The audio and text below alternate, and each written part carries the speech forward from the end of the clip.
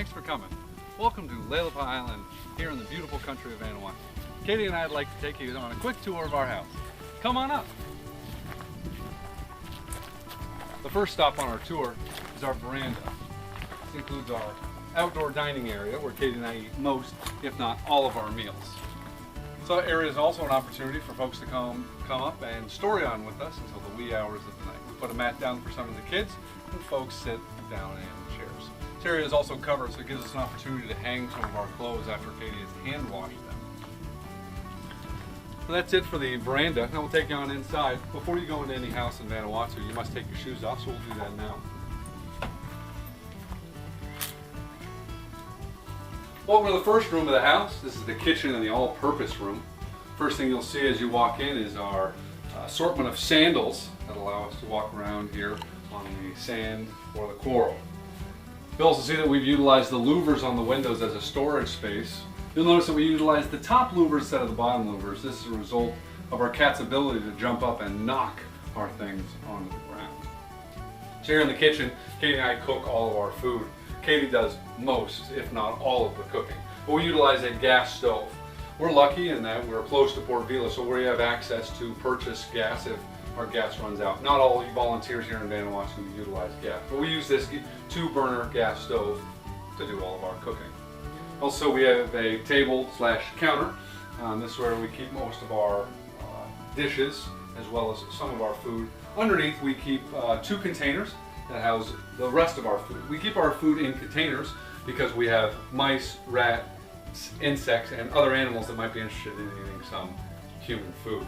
We also have hung some of our pots and pans on the wall. This is a result of those same animals who might want to start out a little house in some of our pots or pans. So now I'll take you into our bedroom. So the first thing you'll see is our bed. You'll see that we sleep with a mosquito net year-round. The threat of malaria and dengue fever is present year-round. Katie and I are also lucky in that we sleep above the ground, not below the ground, because that would be weird. Most volunteers and host country nationals just put their mattress directly on the floor. Katie and I have a bed which allows us to be elevated off the floor and allows Katie to not fear that millipedes, millipods, or other animals and insects might crawl over her during the night. Also in our bedroom is our toiletries table, which has all the essentials for life here in Vanuatu, including malaria pills, ibuprofen, toothbrush, toothpaste, and the ever important deodorant. Katie and I also purchased this armoire before coming to site. We purchased this in Port Vila, put it together here in the house. As many of you know Katie, one thing that is very important to her is organized clothes. That's why we purchased that armoire. We'll take you to the third and final room of our house. This is our spare bedroom / bonus room. We'll take you through some of the stuff that we've hung on the walls. First, you'll notice that we have a cyclone tracking map. This allows Katie and I to know where a cyclone is in relation to our island in the event that there's a cyclone that is a threat to Vanuatu. We also have some contact information and a map of the country. We also have this great gift given to us by Katie's friend Natasha, which is a quote countdown that gives us a quote for every month that Katie and I have been here in country. We also have our desk that has all of Katie's teaching and work resources, as well as some books and other Peace Corps resources. On the wall we've hung both of my flippers, as well as my snorkel mask, and our ever-present Peace Corps issued life jackets. For all of you future volunteers or anyone coming to Vanuatu, a life jacket is a Peace Corps issued item. So anytime you travel via boat, you must carry your life jacket with you. Next thing you'll see, we've hung some William and Mary stuff on the wall. And then here is my day bed, where I like to enjoy some morning and afternoon naps. Katie and I have tried to make this house more of a home by putting some photos of our friends and family here on the wall. We've also put some of the letters and notes we've received from friends and family in our care packages. We appreciate those very much. Katie and I laminated these photos before they came, and they've held up really well in the humidity of Vanuatu. So that's it for the house. I'd like to take you now out back and show you the rest of the backyard.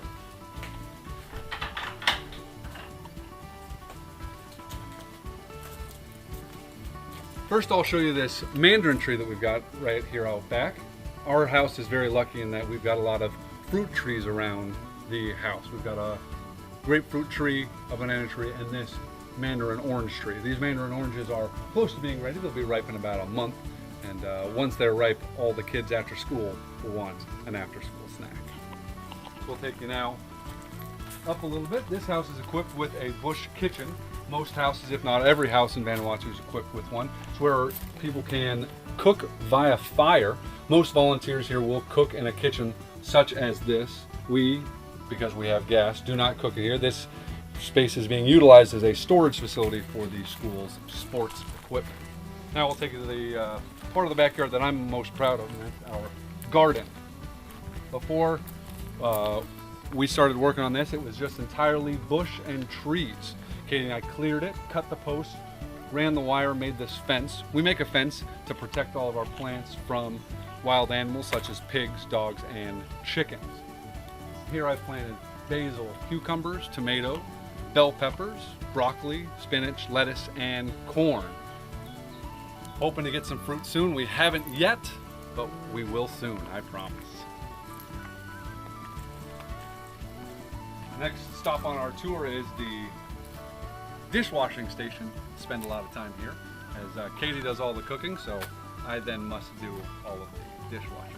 It is also the only thing that seems to be perfectly heighted for me, but Katie must use a step stool if she wants to use to wash some dishes. We'll take you to the last stop of the house. This is our bathroom or swim house. Now, Lelepa Island does not have any indoor plumbing, so our facilities here are indicative of what most people here on the island and on most of the outer islands will experience. First room I'll show you is our swim room or shower. Now, the first thing you will notice is that this room is not tall enough for me to stand up in. Which makes it a little bit difficult for me when I would like to bathe or swim. So, in order to do so, you have your handy dandy Peace Corps issued water bucket. They issue the bucket, not the water, as well as your water pitcher. So in order to shower, I must first get in a crouch, a little athletic stance, bending at the knees, dip the pitcher in water, and then pour the water over me. Now the shower here has a coral floor, which means that drainage is not a problem. Katie doesn't often swim after the sun goes down. This is because it is dark, scary, and full of hermit crabs at night. Our second room in our swim house is the toilet. Our toilet is what you would call a pour flush toilet, which means that when you want to expel the waste of the toilet, you just pour water down, and a seal opens and it allows the water and the waste to go to a septic system underneath the toilet. Now, our toilet is fairly common in Vanuatu, although there are still some folks who use bush toilets, which are more like the outhouses you might find in a U.S. National Park or U.S. National Forest. Well, that's it for the house. Now I'd like to give you a quick tour of the grounds of the school so that you can see what Katie and I see when we get up and walk out of our house. Katie and I live on the grounds of the Amaro Primary School. The primary school for classes 1 through 6. They have about 72 students. You'll see the building closer to us here on the right has houses classes 3 through 6. And the classroom further away houses class 1, 2, the library, and the office. You'll notice that each of the buildings have gutters and rain tanks. That's how we get most of our water here. The black tank that you just saw is where Katie and I get our swim water, our toilet water, as well as the water for our plants. Now, when Katie and I first got here, Vanuatu was experiencing an El Nino season, which meant that Vanuatu was experiencing a drought. So when we got here, most of these tanks were fairly low to begin with. And during school hours, kids used these tanks for washing their hands, drinking water, and brushing their teeth. But luckily, in the last couple of months, we've gotten more water, and now our tanks have enough water for us. This blue and green tank that we're walking through right now is where Katie and I get all of our drinking water. Each water tank has a tap at the bottom. You just turn it on, fill up your water bottle, and there you go. You've got fresh, clean water. Delicious. Now we'll take you down to the front of the school.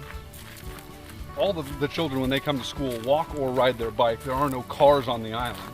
So they use this main road that goes from the main village, about a 15-minute walk here to the school.